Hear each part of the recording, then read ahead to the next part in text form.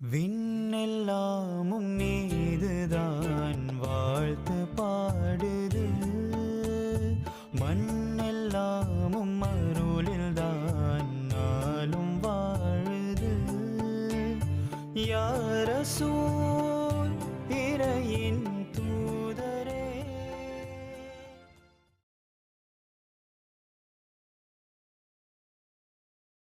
أعوذ بالله من الشيطان الرجيم بسم الله الرحمن الرحيم الحمد لله وكفى أعوذ بالله من الشيطان الرجيم بسم الله الرحمن الرحيم الحمد لله وكفى والصلاة والسلام على النبي المصطفى وعلى آله وصحبه ومن اكتفى أما بعد. அரசாட்சி தனதாக்கி அதன் சாட்சி நபியாக்கி அழகாட்சி புரிகின்ற வல்ல இறைவனுக்கே மாபெரும் புகழ் அனைத்தும். அறிவிலியாயிருந்த நம்மை அறிவொளியாயாக்க அவனிலே அவதரித்த உயிருக்கு உயிரான உயிரிலும் மேலான கண்மணி முகமது ரசூலுல்லாஹி ஸல்லல்லாஹு அலைஹி வஸல்லம் அவர்களின் மீதும் இந்த இஸ்லாம் எனும் மலர் வாடிய மலராக இருக்கக்கூடாது, வாடாத மலராக கியாமத்து நாள் வரை இருக்க வேண்டும் என்பதற்காக தன் உதிரத்தை நீராய் பாய்ச்சிய உத்தம சத்திய சஹாபாக்கள் மீதும் அதன் பின் வாழ்ந்த இமாம்கள் நல்லடியார்கள் நம்மவர்கள், குறிப்பாக இந்த வரலாற்று சிறப்புமிக்க நிகழ்வை ஏற்பாடு செய்த அனைவரின் மீதும் அல்லாவின் கருணையும் நபியின் ஷஃபாத்தும் என்றென்றும் உண்டாகட்டுமாக. ஆமீன். மழலைகளின் பேச்சை கேட்க கூடியிருக்கும் மாணிக்கங்களே, என்னோடு போட்டியிட வந்திருக்கும் தோழர்களே தோழிகளே, உங்கள் அனைவருக்கும் என் உள்ளத்திலிருந்து துள்ளி வரும் இஸ்லாமிய காணிக்கையான அஸ்ஸலாமு அலைக்கும் வரஹ்மத்துல்லாஹி வபரகாத்துஹு. மதுரையின் மங்காப்புகள் கொண்ட JMS அரபிக் கல்லூரியும் அதன் முத்துக்களின் மாலையான சாதிகள் பேரவை நடத்தும் பேச்சு போட்டியில் உங்கள் தோழி எடுத்துக்கொண்ட தலைப்பு சமூக நீதியின் நாயகர் நபிகள் நாயகம் ஸல்லல்லாஹு அலைஹி வஸல்லம். சமூக நீதி. சமீப காலங்களில் நம் காதுகளில் ஓங்கி ஒலிக்கும் வார்த்தை சமூக நீதி. சமூக நீதி என்பது மனித சமூகத்தில் உள்ள அனைத்து மனிதர்களுக்கும் சமவாய்ப்பு, நீதி மற்றும் உரிய மரியாதை வழங்கப்பட வேண்டும் என்ற கொள்கையை அடிப்படையாக கொண்ட ஒரு கருத்தாகும். அல்லாஹ் தன் வேதமான புனித குர்ஆனில் 16வது அத்தியாயத்தின் 90வது வசனத்தில் கூறுகின்றான், இன்னல்லாஹ யஅமுரு பில் அத்ல். திண்ணமாக அல்லாஹ் நீதி செலுத்தி வாழும்படி ஏவுகிறான். குர்ஆன் மனித வாழ்வின் எல்லா நிலையிலும் சமூக நீதியை போதிக்கின்றது. அந்த போதனையின் உருவமாய் திகழ்ந்தவர்கள்தான் சமூக நீதி நாயகர் நபிகள் நாயகம் ஸல்லல்லாஹு அலைஹி வஸல்லம். Constitution of India. இந்திய அரசியல் சாசன புத்தகத்தை பார்த்திருப்பீர்கள், படித்திருப்பீர்கள். அதன் முகப்புரையில் சோஷியல் ஜஸ்டிஸ், சமூக நீதி குறித்து பேசப்படுகிறது. Equality of status and of opportunity and to promote among them all. அனைவருக்கும் சமத்துவமும் வாய்ப்புகளும் அவர்களிடையே சகோதரத்துவத்தையும் மேம்படுத்துவதும்.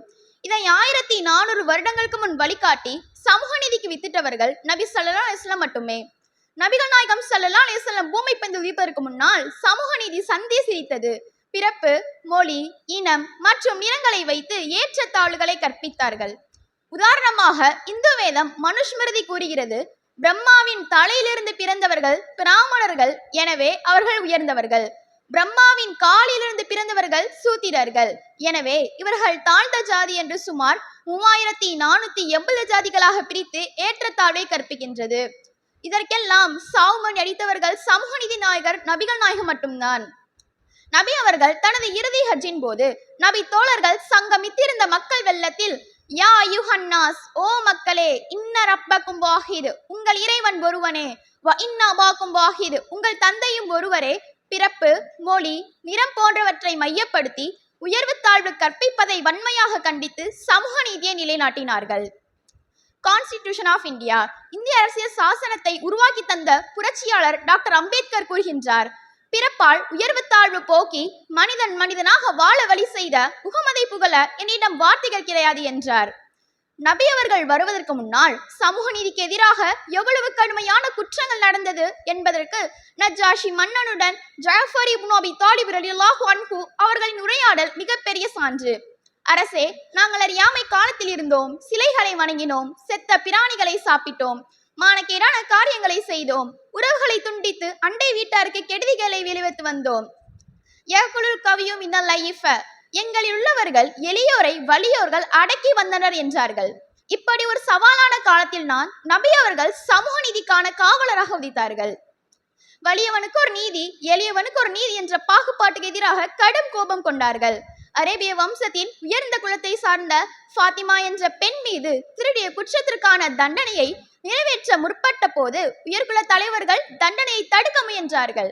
அப்பொழுது நபி அவர்கள் அறச்சீற்றம் அடைந்தார்கள். மனிதர்களே, உங்களுக்கு முன் வாழ்ந்த சமுதாயத்தினர் உயர்ந்தவன் திருடினால் விட்டுவிடுவார்கள், பலகீனமானவன் திருடினால் தண்டனையை நிறைவேற்றுவார்கள். இதன் காரணமாகவே அழிந்து போனார்கள்.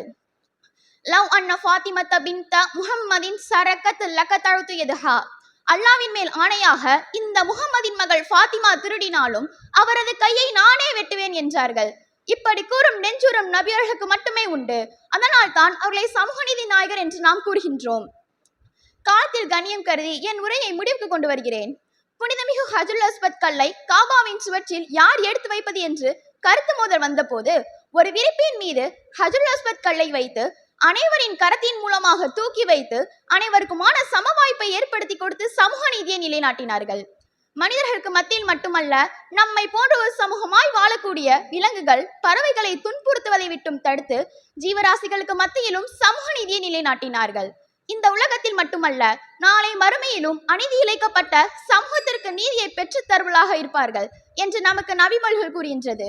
எனவே வரலாற்றில் சமூக நீதி நாயகர் என்றால் நபிகள் நாயகம் ஸல்லல்லாஹு அலைஹி வஸல்லம் அவர்கள் மட்டுமே என்று கூறி என் உரைக்கு திரையிடுகிறேன். வ ஆஹிர் தஅவானா அல்ஹம்துலில்லாஹி ரப்பில் ஆலமீன். அஸ்ஸலாம்.